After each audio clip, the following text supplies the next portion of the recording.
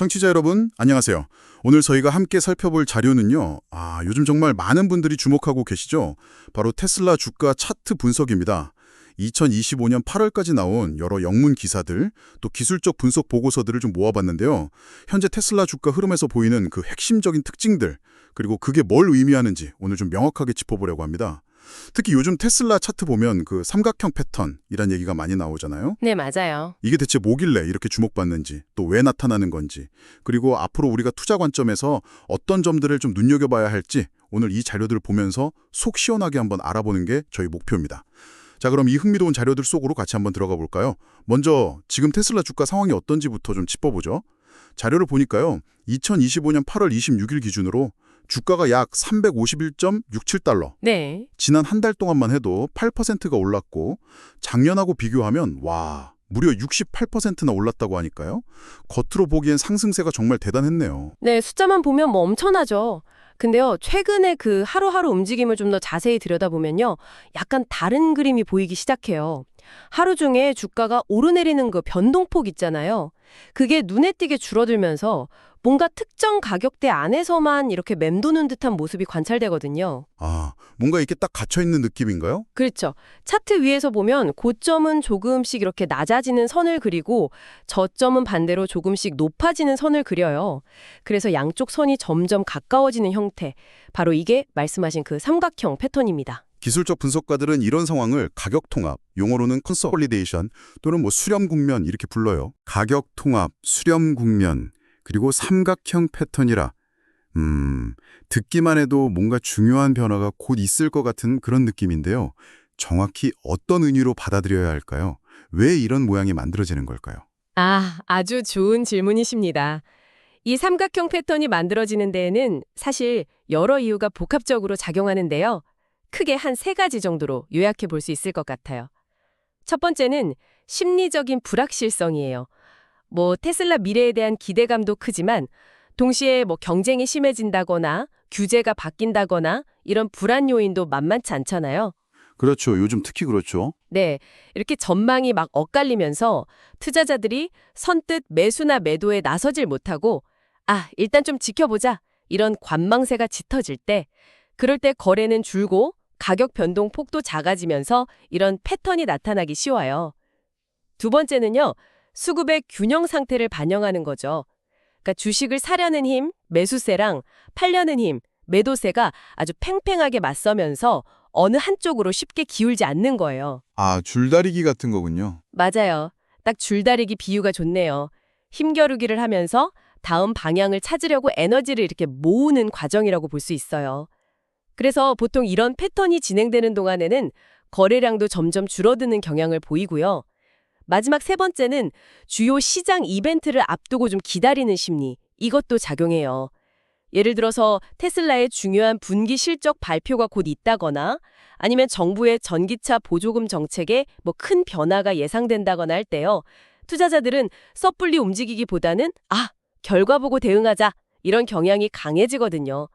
이런 심리가 시장 전체에 퍼지면서 거래가 좀 한산해지고 변동성이 줄어서 삼각형 패턴이 만들어지기도 합니다. 그렇군요. 그러니까 불확실한 전망 속에서 매수랑 매도 세력이 팽팽하게 맞서고 또 중요한 이벤트 기다리면서 다들 약간 숨고르기 하는 상황.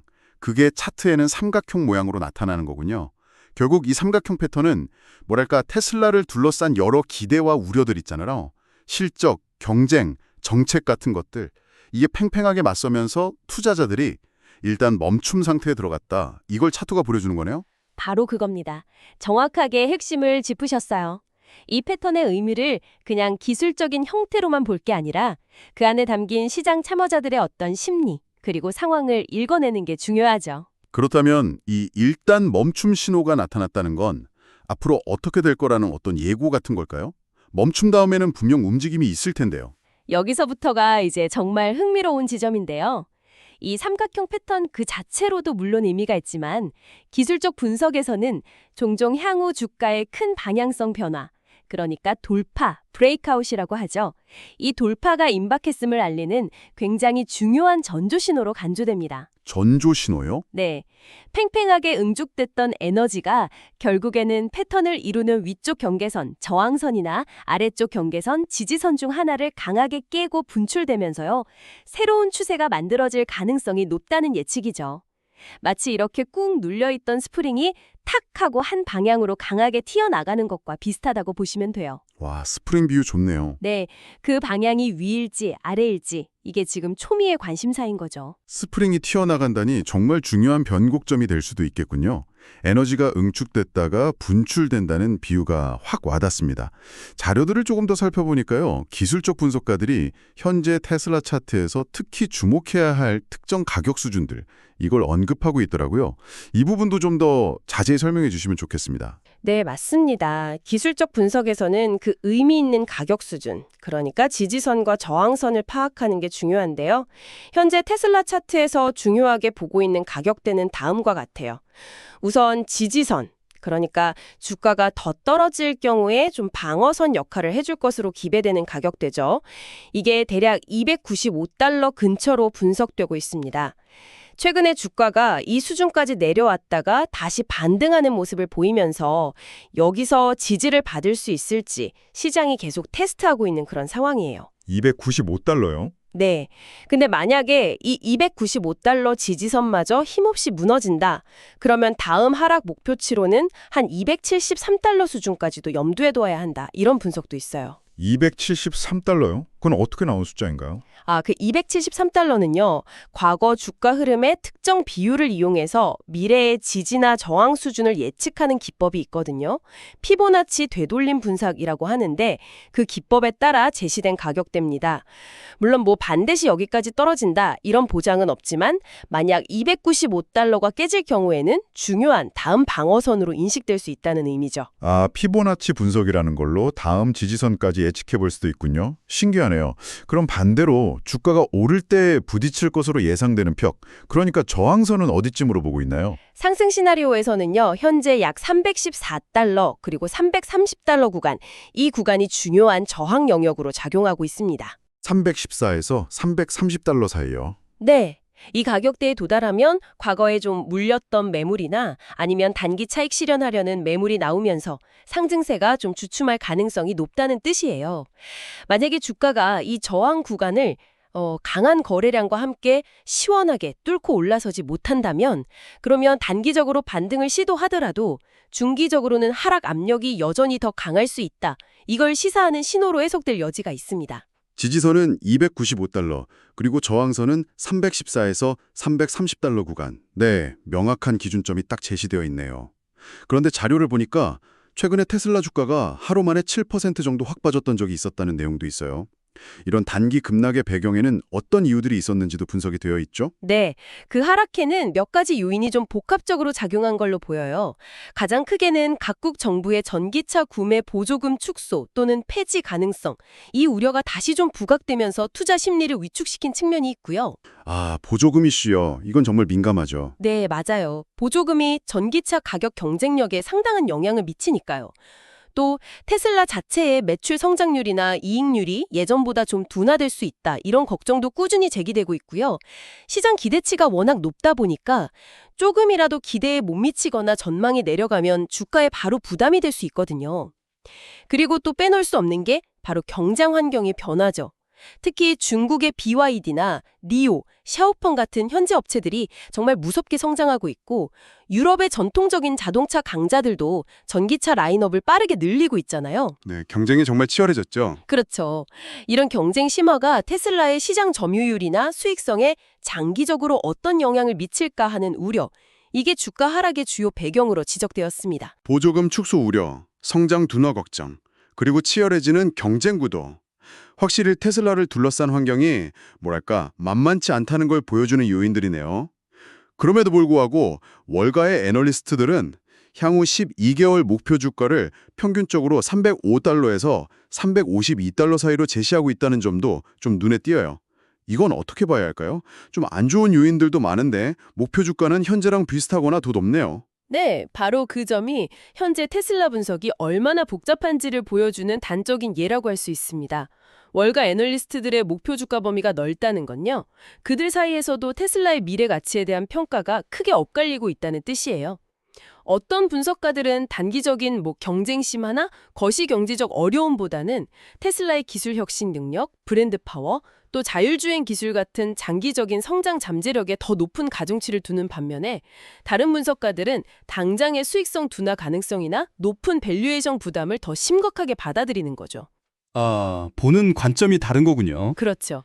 결국 긍정론과 신중론이 팽팽하게 맞서고 있는 상황이라고 볼 수 있습니다.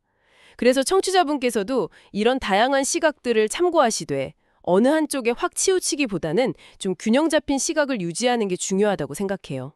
장기 성장성과 단기 위험 요인 사이에서 분석가들마다 무게중심을 다르게 두니까 목표 주가도 차이가 나는 거군요. 일리가 있습니다. 다시 아까 이야기했던 삼각형 패턴으로 돌아가 보죠.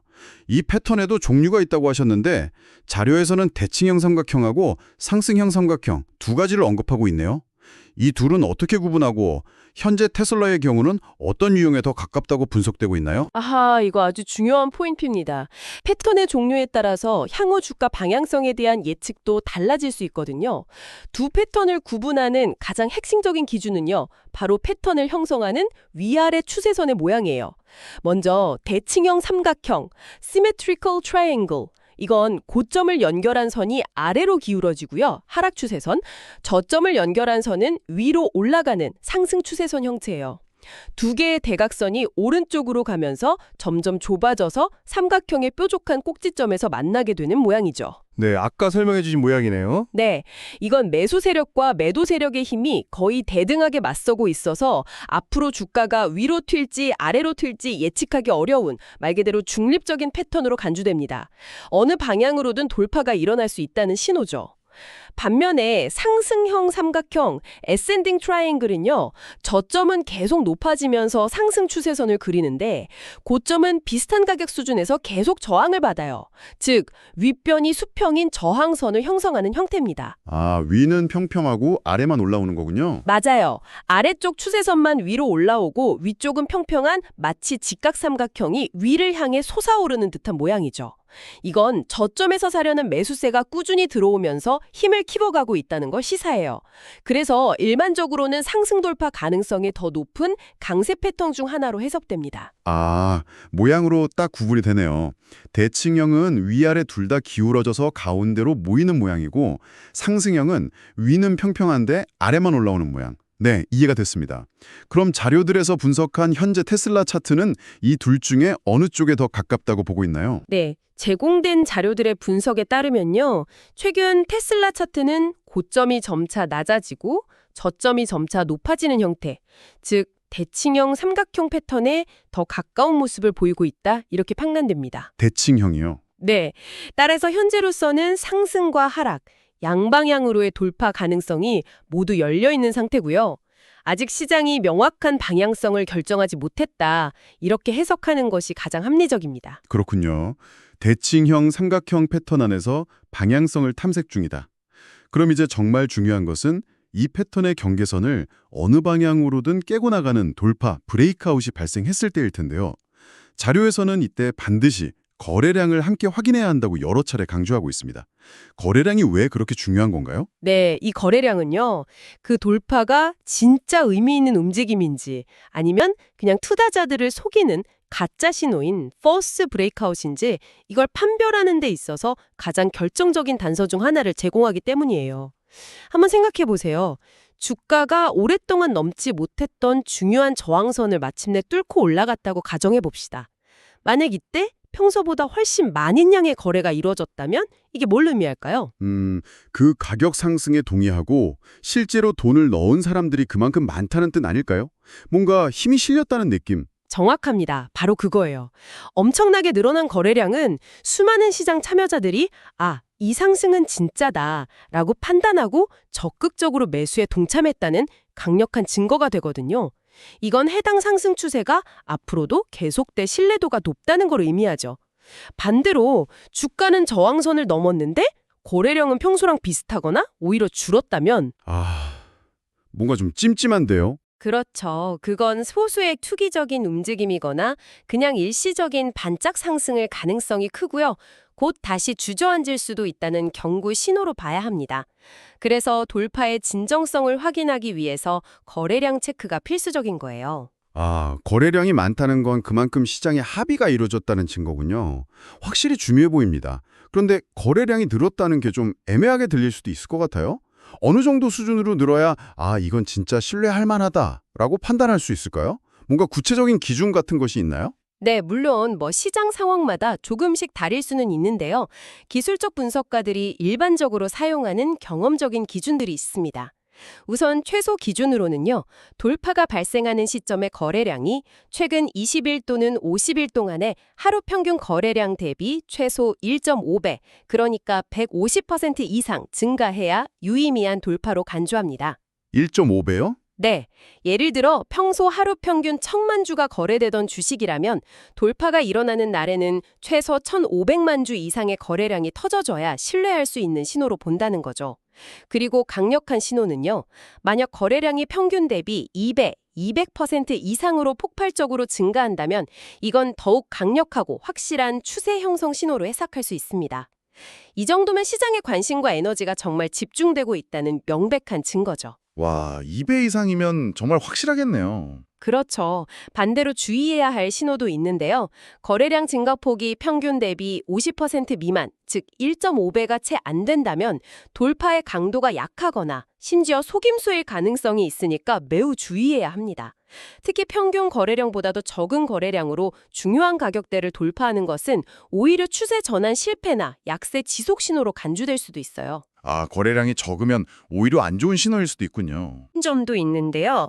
이상적으로는 삼각형 패턴이 형성되는 과정에서는 거래량이 점차 줄어들다가 이게 에너지가 응축되는 거죠. 네. 돌파하는 바로 그 순간에만 거래량이 확 급증하는 이게 에너지 분출이고요.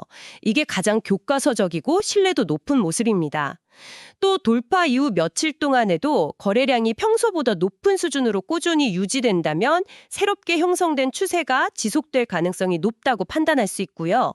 반대로 돌파 직후에 거래량이 다시 확 줄어든다면 그 추세가 금방 힘을 잃고 약화될 수 있다는 신호일 수 있으니 유의해야 합니다. 최소 1.5배, 강력하면 200 이상. 아주 구체적인 숫자들이군요. 돌파 자체만 볼 게 아니라 반드시 거래량이라는 그 엔진의 크기를 함께 확인해야 진짜 출발인지 알 수 있다는 거네요. 명심하겠습니다. 자, 그럼 지금까지 논의된 이 모든 분석 내용을 종합했을 때요. 테슬라 주가에 관심을 가지고 계신 청취자분께서는 현재 시점에서 어떤 점들을 좀 실질적으로 염두에 두고 시장을 바라봐야 할까요? 네, 현재 테슬라는 말씀드린 대로 방향성을 탐색하는 대칭형 삼각형 패턴 안에 딱 갇혀 있는 상태잖아요. 네. 따라서 섣불리 어느 한 방향을 예측하고 베팅하기보다는 패턴의 하단 지지선인 약 295달러를 확실하게 깨고 내려가는지 아니면 상단 저항선인 약 314달러에서 330달러 구간을 강하게 뚫고 올라서는지 이 방향성이 명확하게 드러날 때까지 좀 차분히 기다리는 전략이 상대적으로 안전할 수 있습니다. 확인하고 대응하는 거죠. 네. 그리고 만약 어느 쪽으로든 돌파가 발생한다면 그때는 반드시 앞서서 여러 번 강조했던 거래량이 평소 최근 20일 또는 50일 평균 대비 최소 1.5배 이상 크게 증가하는지를 두 눈으로 똑똑히 확인하는 것. 이게 무엇보다 중요합니다. 거래량이 빈약한 돌파는 믿기 어렵다는 점 꼭 기억하셔야 해요. 마지막으로 이런 기술적인 차트 분석과 더불어서요. 전기차 보조금 정책의 실제 변화 내용, 그리고 테슬라의 다음 분기 실적 발표 결과, 과거에 분기 순이익이 186% 급증했던 사례처럼 긍정적 서프라이즈가 있을 수도 있고 반대일 수도 있겠죠. 네, 결과는 까봐야 아는 거니까요. 그렇죠. 그리고 경쟁사들의 동향 같은 외부 뉴스나 기업의 기본적인 펀더멘탈 요인들에도 지속적으로 귀를 기울이면서 종합적으로 판단하는 자세가 필요합니다. 기술적 분석은 아주 유용한 도구지만 시장을 움직이는 모든 변수를 담고 있지는 않으니까요. 항상 큰 그림을 함께 보려는 노력이 중요합니다. 요약하면 첫째, 일단 기다리자. 둘째, 방향이 정해지면 295달러 깨지거나 314에서 330달러 뚫거나 반드시 거래량 1.5배 이상 증가하는지 확인하자. 셋째, 기술적 신호만 보지 말고 실제 뉴스나 실적 같은 펀더멘털도 같이 체크하자. 아, 명확하게 정리가 되네요. 혹시 이런 실시간 차트나 거래량 데이터 관련 뉴스들을 청취자분들이 좀 편리하게 확인할 수 있는 곳이 있다면 추천해 주실 수 있을까요? 아, 네, 그럼요. 요즘에는 좋은 정보 소스들이 정말 많죠.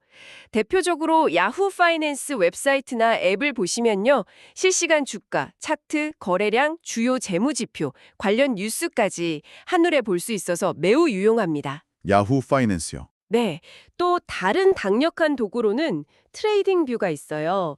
여기서는 더 다양하고 상세한 기술적 분석 도구들을 직접 차트에 적용해 볼 수도 있고요. 전 세계 수많은 사용자들이 자신의 분석 아이디어를 공유하기도 해서 다양한 관점을 접하기에 좋습니다. 트레이딩 뷰. 저도 가끔 봅니다. 아, 그러시군요. 이 두 가지 정도만 잘 활용하셔도 필요한 정보는 충분히 얻으실 수 있을 거예요. 야후 파이낸스 트레이딩 뷰. 네, 유용한 정보 감사합니다. 지겨찾기해둬야겠네요. 자, 오늘 저희가 함께 살펴본 자료들을 통해서 테슬라 주가가 현재 기술적으로 상당히 의미심장한 중요한 지점에 와 있다는 것을 확인할 수 있었습니다. 다시 한번 정리하자면 현재 주가는 대칭형 삼각형 패턴 안에서 에너지를 응축하면서 방향을 모색하고 있다. 그리고 향후 295달러 지지선의 방어 여부와 314에서 330달러 저항선의 돌파 여부, 그리고 결정적으로 돌파 시 동반되는 거래량 최소 1.5배 이상, 이게 앞으로의 주가 향방을 가늠할 핵심적인 관전 포인트가 될 것이다. 이 말씀이시죠? 네, 아주 정확한 요약입니다. 여기서 딱 한 걸음만 더 나아가서요. 청취자분께서 이 분석을 바탕으로 스스로에게 던져볼 만한 질문이 있다면 이런 것이 아닐까 싶습니다. 오늘 우리가 집중적으로 살펴본 이런 기술적 차트 분석이라는 것이 과연 실제 기업의 기초 체력, 그러니까 펀더멘털 변화나 전반적인 경제 상황, 매크로와 어떻게 상호작용하면서 주가에 영향을 주고받는 걸까? 상호작용이요. 네, 예를 들어서 아주 좋은 실적이 발표됐는데도 기술적으로 딱 저항선에 막혀서 주가가 못 오르는 경우도 있고, 반대로 나쁜 뉴스가 나왔는데도 신기하게 지지선에서 반등하는 경우도 있잖아요. 아, 네. 그런 경우 많죠. 정말 답답할 때도 있고요. 내리는 과정에서 이러한 기술적 신호들에 과연 어느 정도의 신뢰도와 비중을 두는 것이 합리적일까?